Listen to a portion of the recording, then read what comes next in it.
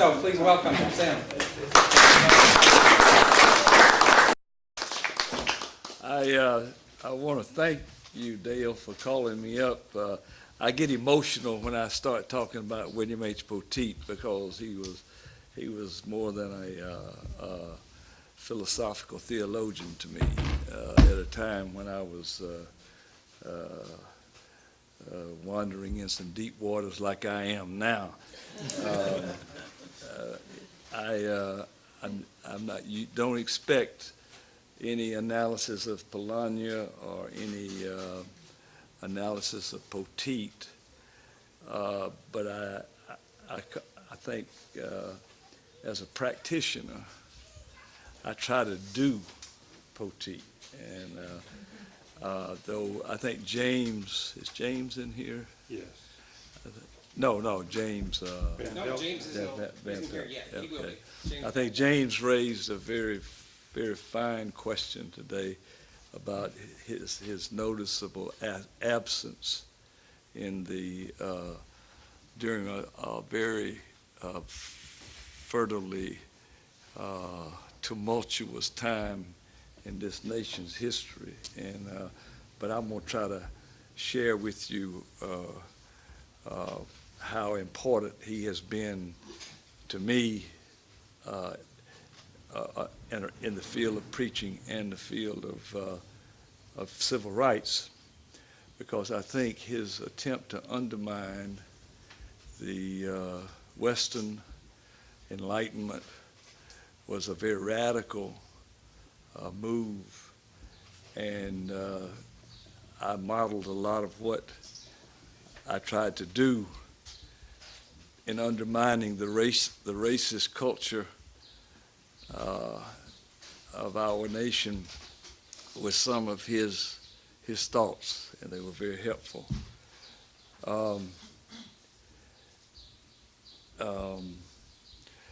Just a few stories.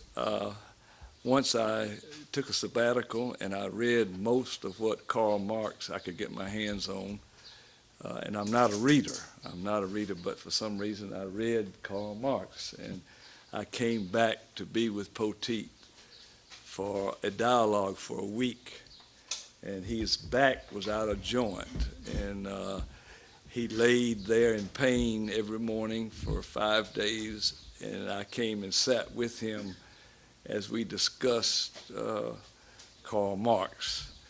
And I got those notes somewhere, and I want to get them to the archive, but I don't know where they are. I couldn't find them. Will you find them? I will. Okay. I taped everything of it, and it was a fine moment. Also, I used to go visit him, and he called me a preaching fool. That was his word for me, that I was a preaching fool. And he gave me 2 of his manuscripts, one of which was printed upside down and backward in the thing. And when he gave it to me, I opened it, and it was at the back page upside down. And we laughed and said, yes, this is my copy. This was my copy, because I was upside down and backward, but he, out of his love, and he saw something in me, and he used to, I'm the original oral person. We were way ahead of y'all. Y'all are still writing, but he used to, toward the end, do my finals orally. And I remember my last one, that I remember just as clear as a bell. I said, Francisco Goya discovered the painting May the 8th, the same way Albert Einstein discovered the unified field theory.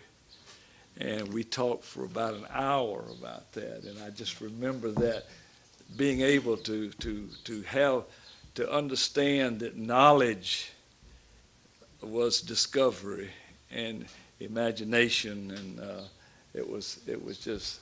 And I found he sent me this copy of this thing about that the Western culture failed, like the fall, when it chose the written word over the oral word. Now, how has that served me? That has served me well. In the black church, it is the oral word that is at the heart of the matter. In the black church, it is the tradition is oral, and it lends itself to all kinds of incarnate visions and incarnate presentations. Now, that don't mean you don't study and you don't read, but he freed me up because I was not a good writer, though some people say I am. They just say I'm lazy. But I have used that well, and the black community has been degraded in some ways because of this issue. But in Poteat's idea, this is better than because we become the relational incarnate, and it was a wonderful moment to realize that, and he gave that to me. He said, no, you can. Talking is where this is at. So I was grateful to him for that. I wrote a praxis credo, for a doctoral program at St. Paul's School of Theology, and in it I talk about him a lot, and I'm going to read some from that just to let you know that I do know how to write a little bit. But let me just read. I think James. I'd hope that he would be here, but I want to read the some of this. This was written 1992, so I was dealing with this in 1992. Though not specifically focused on the civil rights movement, Dr. Poteat introduced me to an analysis of Western culture that revealed flaws at the depths of its soul. In his words, the problem was a spiritual one, a world gone mad on Descartes. That's something y'all been talking about that all day. That is to say, we live in a world that worships at the temple of rationality in order to control and dominate. Western culture judges knowledge that comes from feeling and intuition as inauthentic, and in so doing negates the possibility of relationship. Our task, therefore, is more than changing political and economic structures, which is what was at the heart of the discussion with Mark. Ours is a task to get at the heart of the matter, the spirit of the culture. Both the individual and collective soul need the transforming power of the spirit in order to be in relationship with God, with each other, and with the earth as the creation of God. That was in 92. And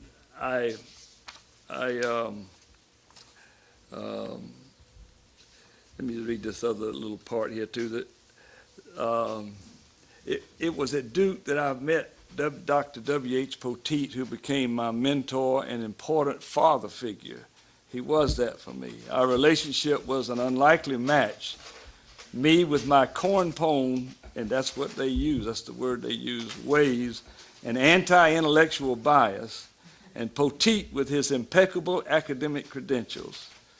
His influence has come full circle today as I have rediscovered what he was trying to say in my newfound teacher and grandson of a slave, Dr. Howard Thurman. Does anybody know Dr. Howard Thurman?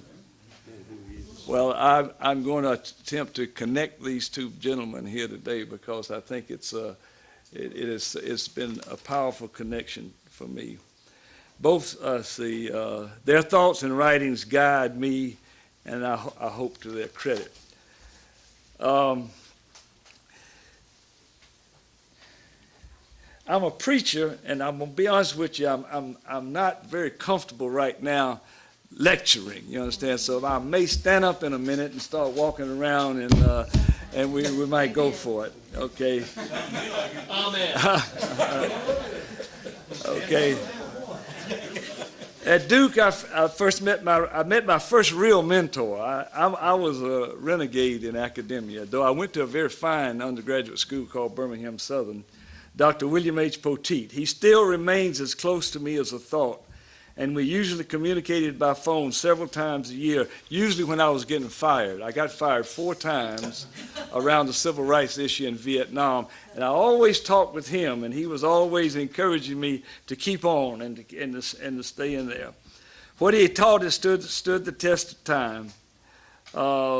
When so much I was exposed to in academia was like building my house on sand, his teachings have been like the rock. Winds and storms have not eroded them. If anything, they are stronger and clearer because of the storms. He represents one of the few times the word from a white academician was the truth.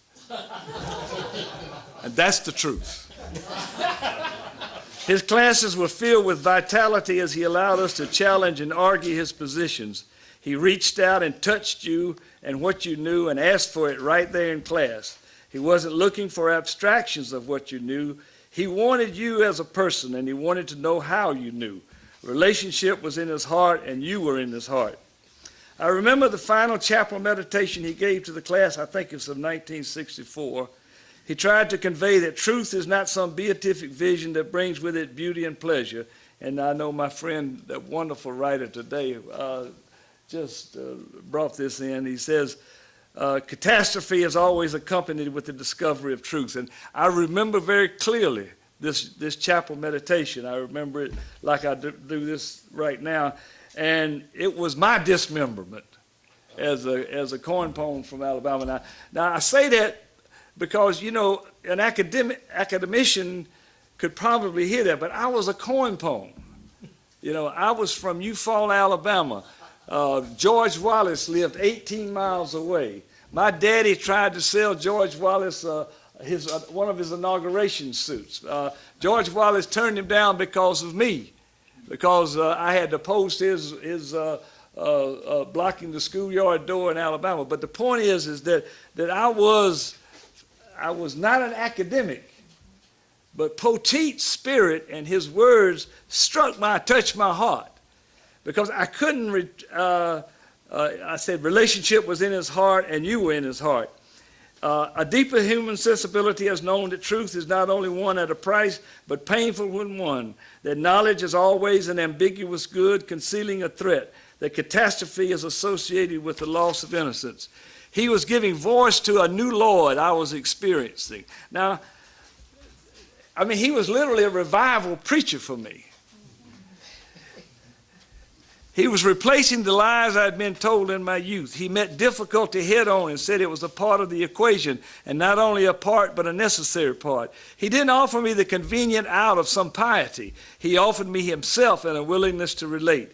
He knew about Calvary and Eloi, Eloi, lama sabachthani. He told me that even God hurt.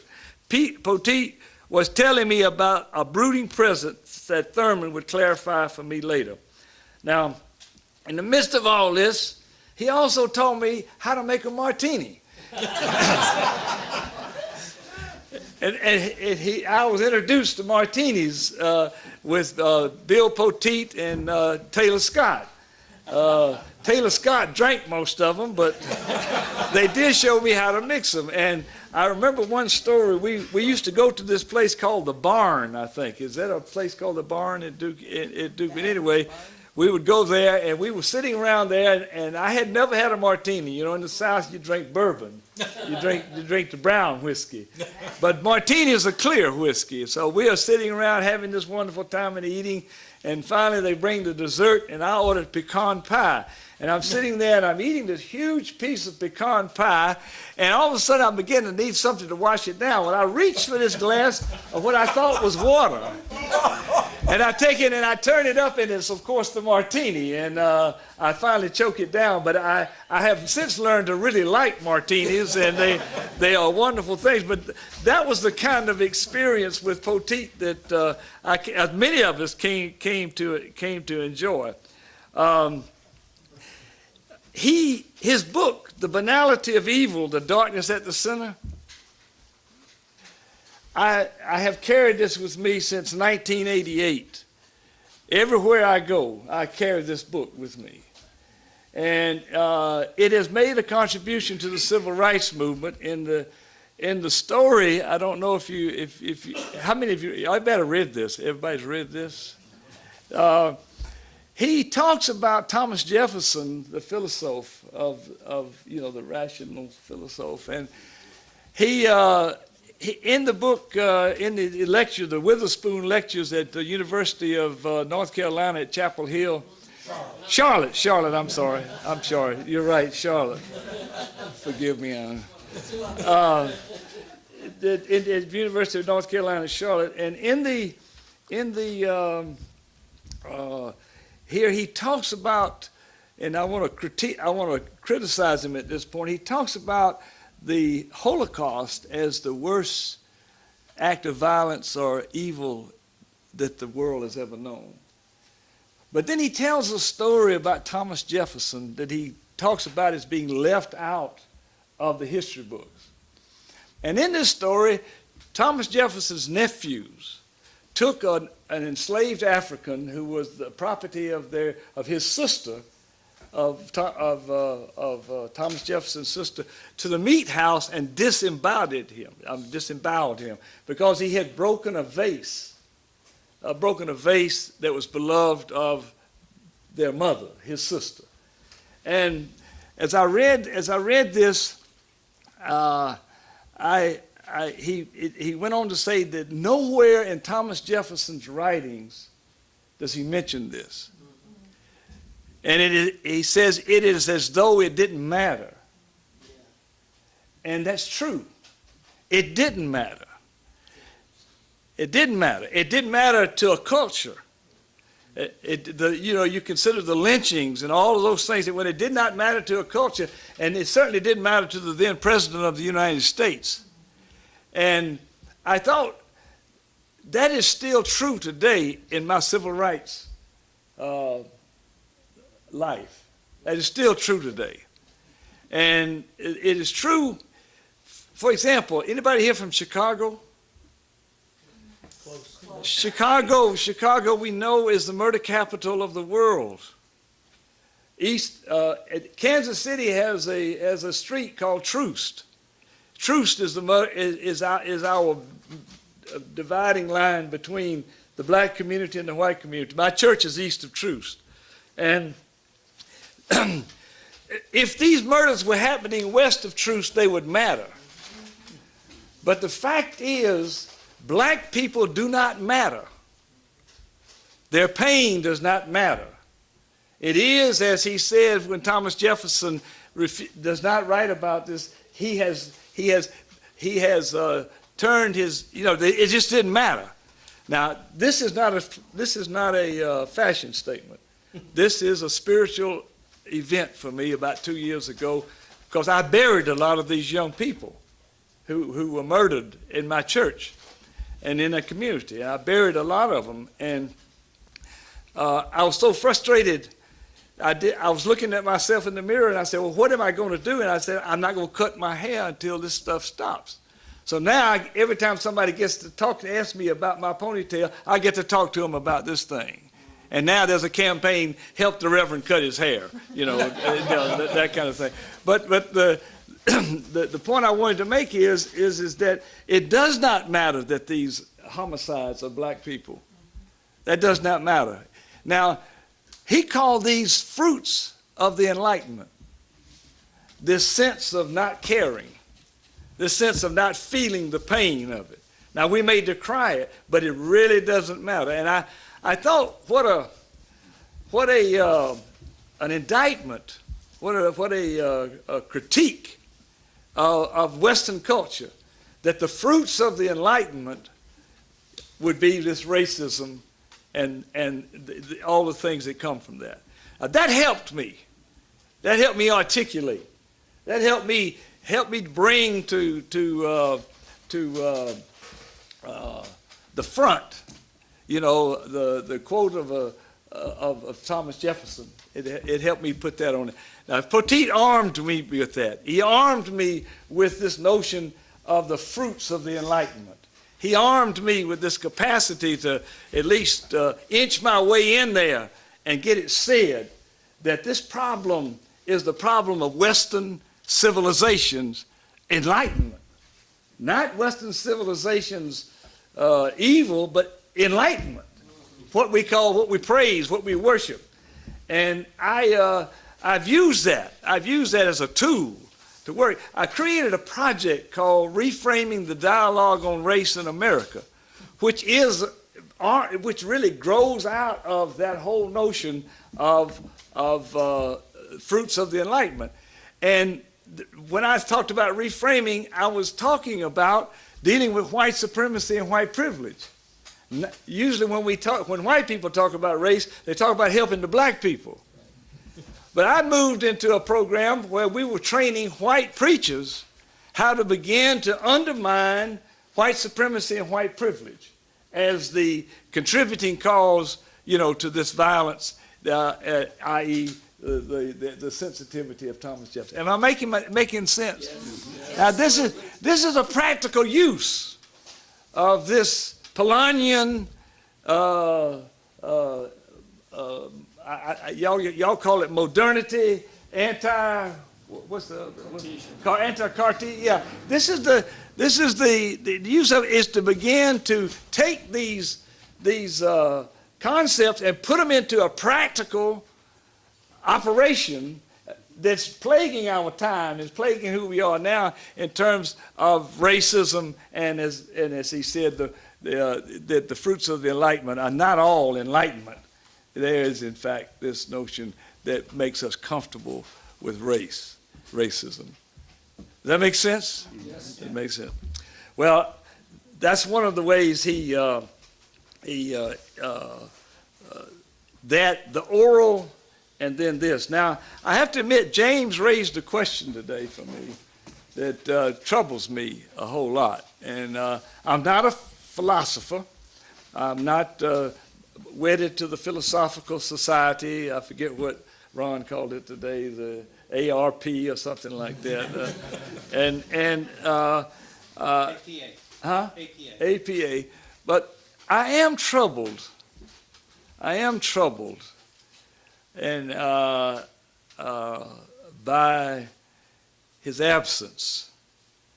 And remember some moments and events at Duke when Harmon Smith and Dr. Lacey, Crichton Lacey, where is my man from Duke? Here. Oh, no, not. Bruce is not here tonight. He's not here tonight. Bruce, I wanted to ask you, because Lacey, he stands in the tradition of Crichton Lacey. That was going on when he was there, and anyway. But Dick Goodlin and others there were professors who stood strong at Duke and took some stands. Herzog, they got arrested. We did programs down in the ghetto there at Edgemont Community Center, but Poteat was absent, noticeably absent, and I never thought about it until James today, and I have to admit, I think I was so caught up in his fathering me and his equipping me with these tools for what I call revolution, that I didn't pay attention to that. I don't know what I'm going to do with that. Because, like I say, every time I was in trouble, we would talk. Over the years, he was my daddy. I didn't have much of a daddy, but he was my daddy, and we would talk over the years. I don't know what to say about that. I wasn't going to say that, but I am confused by that. Don't you think it's hard, Sam, to rethink Western thought and be involved in the civil rights movement at the same time? No. Oh, no. No, Lord, I don't think so. As a matter of fact, it freed me. It freed me to touch. I mean, it gave me tools to break away from Western thought. And that was his contribution. That's right. It was his contribution. I don't disagree with you on that. But there's also this notion of incarnate being, that you aren't just a thinker. You aren't just a thinker. You aren't just a conceptualizer. Now, he was, and he was very good. I mean, he came to my wedding. He was good to me. He was good to me. But I'm still puzzled by that moment, as I am by. I don't know why. When James raised that so articulately today, I thought, what happened? Yeah. I thought so. This conference has raised that question with me. Now, at the same time, I was dealing with Poteat. Howard Thurman came in to my life, not as a real person, because I never got to meet him or anything. But I thought I saw the same thing going on with Howard Thurman as I saw going on with Poteat. And the same challenges. One was the grandson of a slave, and the other a child of privilege, coming at the undermining of a culture, coming from the same place. Now, Thurman said something, and I've been trying to work this out. He talks about the God in us. The God in us. Now, Poteat never talked about the God in us. All of his talk about was us trying to be God. You understand what I'm trying to say? Am I right? Yeah, but we'll come back to it later. Okay, but he always talked about how Western folks was trying to be God. And Thurman, God was a God. What he says was, he said, let me see if I can find it real quick. He says,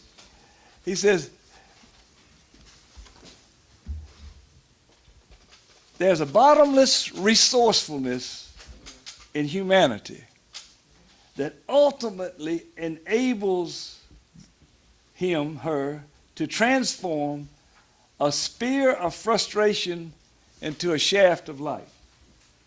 Not get rid of the spear of frustration, transform a spear of frustration into a shaft of light. Under such a circumstance, even one's deepest distress becomes so sanctified that a vast illumination points the way to the land one seeks. This is the God in, he says, man. Because of it, he stands in immediate candidacy for the power to absorb all the pain of life without destroying his joy. He who has made this discovery knows that at last he can stand anything that can happen to him in life. And this is about the gospel song. The blind man stood on the road and cried, "Give me my sight." And Thurman says that the victory is in the cry itself. That's where the victory is. That you can stand anything that life can give you. Now, somehow that's connected to what y'all been talking about. Somehow that's connected to this notion that y'all been talking about, that the God in us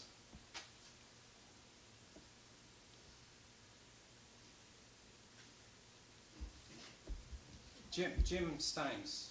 What, Is that true? I'm curious about what you're thinking. I'm hanging over every word you say.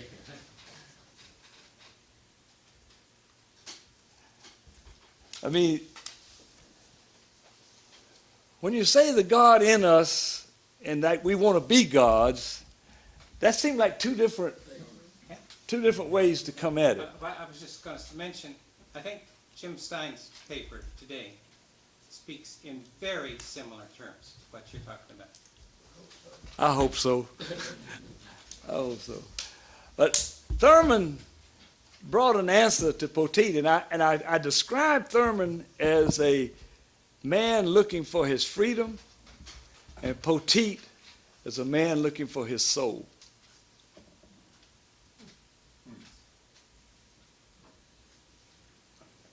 Does that fit?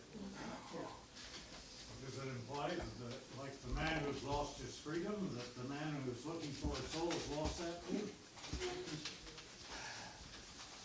I felt Poteat had freedom. I did. I felt he had freedom. I felt he was he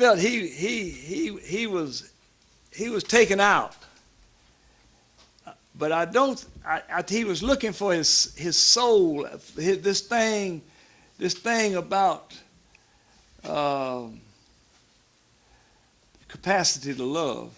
Now he loved me. I know that, and he did. But He was trying to identify his soul. I think that's the way I would conceive of it. Not that he thought he didn't have one or had lost it, you know. he had great insomnia. I remember we used to talk about it.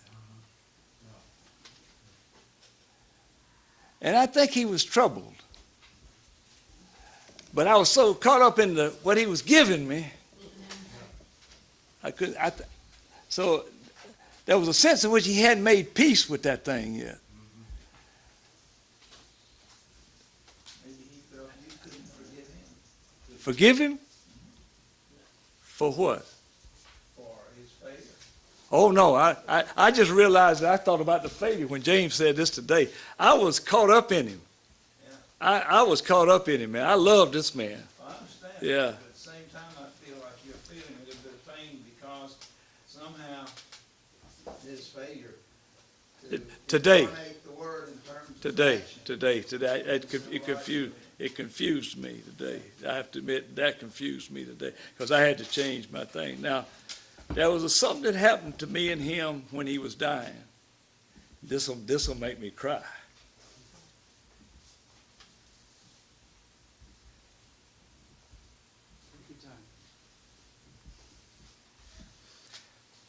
I come back, and he's on his deathbed, and Pat was, allowing folks to go in to visit with him. And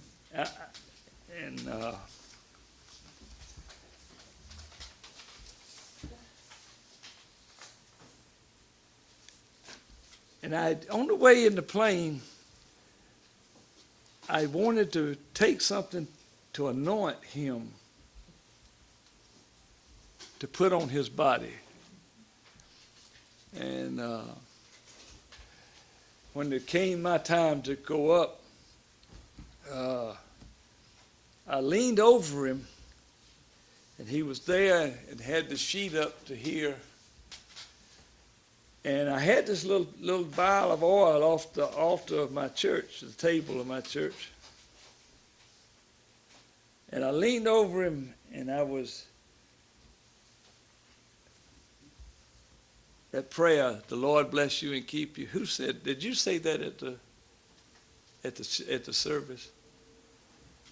Yeah. Did you didn't? Doesn't sound like me. No. You read a text though, didn't you? No, I did The eulogy. Okay. Somebody read the text from where the Lord bless you and keep you. The Lord make his face. Well, I started saying that, and the huge tears, and they dropped one at a time and splattered on on his sheet and on his face. And I accepted that as what it was. I had brought it. Then he said something to me, and I to the life of me don't know what he meant, but he did say this, and I have to share it as a part of the thing. He said, "You may have been the best thing I did at Duke." And to this day, I don't know what he meant. I do. Seems pretty clear.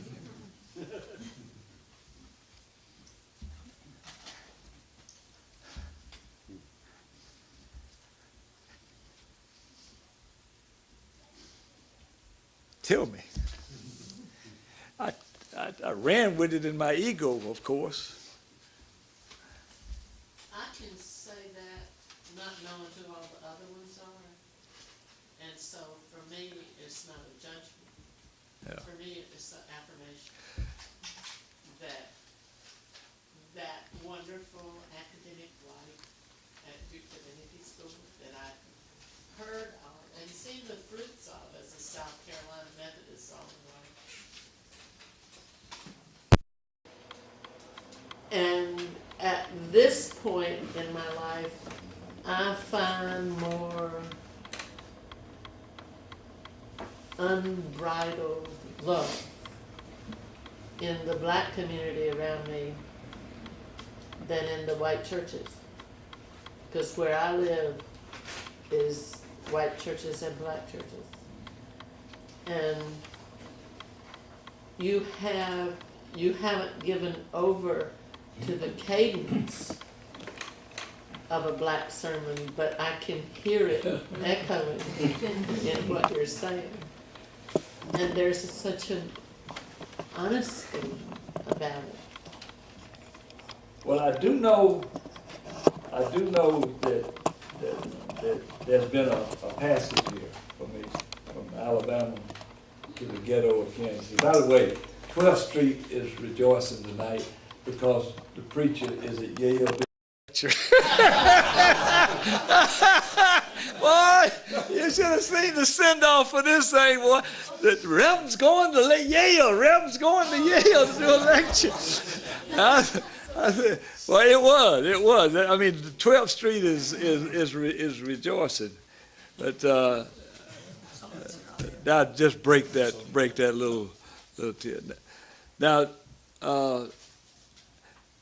I want to just conclude here. I'm through, but the thing that Thurman and it is that I think the salvation for Western culture has got to come from outside itself. I don't think y'all can solve it.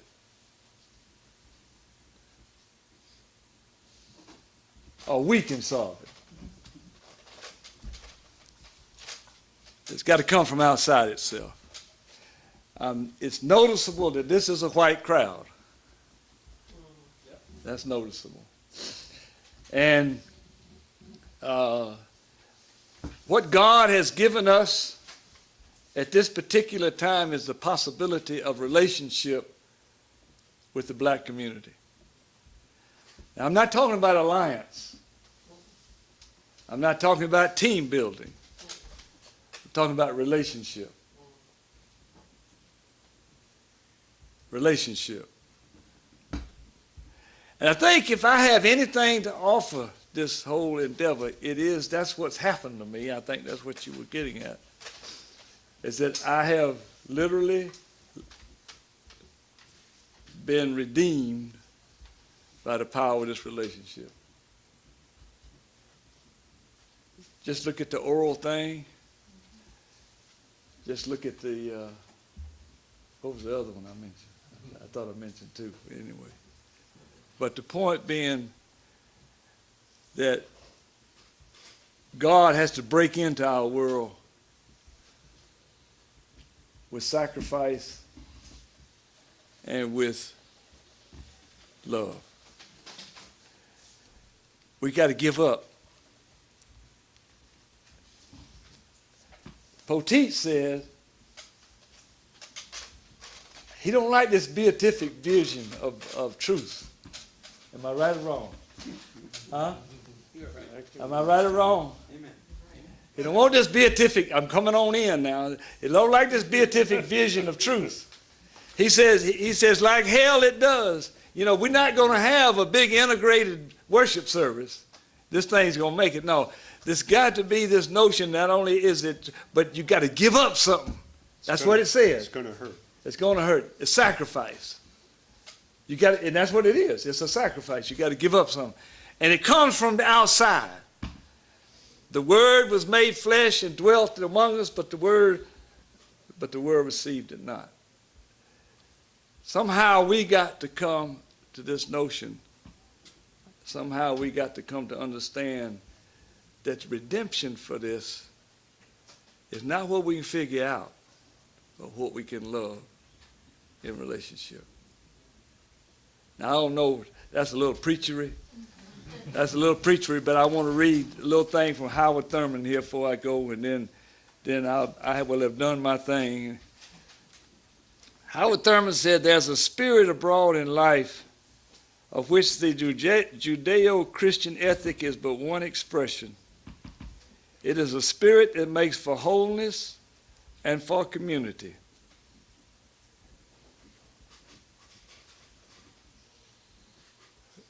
It broods over the demonstrators for justice and brings comfort to the desolate and forgotten who have no memory of what it is to feel the rhythm of belonging to the race of people.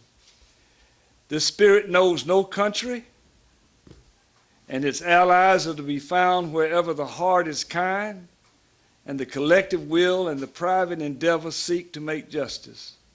Seek to make justice where injustice abounds, to make peace where chaos is rampant, and to make the voice heard on behalf of the helpless and the weak.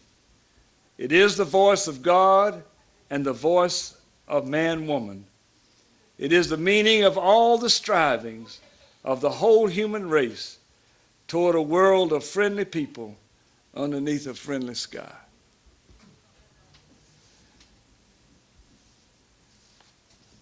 Yeah, I believe that. I believe that. I believe that's where we got to head, somehow. I think James is talking about being friendly to the pigs and the flowers and all of the creation. A world of friendly people underneath a friendly sky. The task is great. And as Poteat says, the hour is late. I'm a cook. And I'm going to tell you how hard this task is, as I see it. One time, I made a sweet potato pie. In the South, we don't make pumpkin pies. We make sweet potato pies. And I had to make two because I had two sons that could eat one by themselves. And I made two, and my daughter and I ate a piece of one, and the sons gobbled the other one, and we set aside a piece of it on the table. It was in the middle of July. We had no air conditioning. So I covered it up and set it back on the back of the table and left it. About 2 or 3 days later, in the South, I had what they call a hankering for a piece of sweet potato pie. I was sitting at a stoplight right on Gillum Road at 39th Street. Now, a hankering is different from a desire. A desire you can handle. A hankering you'll kill for. So I turned my car around and I went back to get this sweet potato pie. I'll taste it right now. I went in there, and of course the pie had spoiled, sitting in this hot thing. I took a big piece of it. I was so hungry I didn't pay attention to it. I ate it. Of course, I realized it had spoiled, and this big old cool glass of milk that I had, I was getting ready to drink, to pour down, to wash this down, turned into something to wash it out, you understand. But you know, you can't do anything with a rotten pie.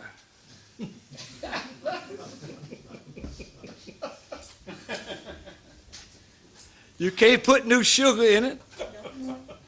It'll what? Spoil the sugar.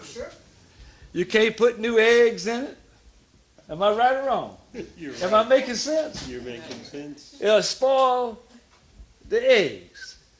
You can't even flavor it up with nutmeg and cinnamon and it'll spoil that. It'll spoil it all. But there's something about a rotten pie that's irredeemable. Unredeemable. Irredeemable. That's 12th Street. So we got to make a new pie. That's our task. Make a new one. Throw this one away, but make a new one. Begin to make a new one. A new pie.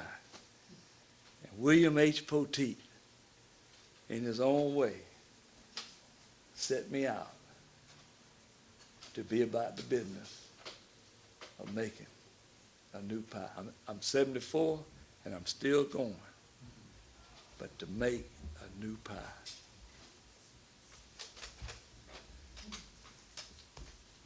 That's it, brother. Amen, brother.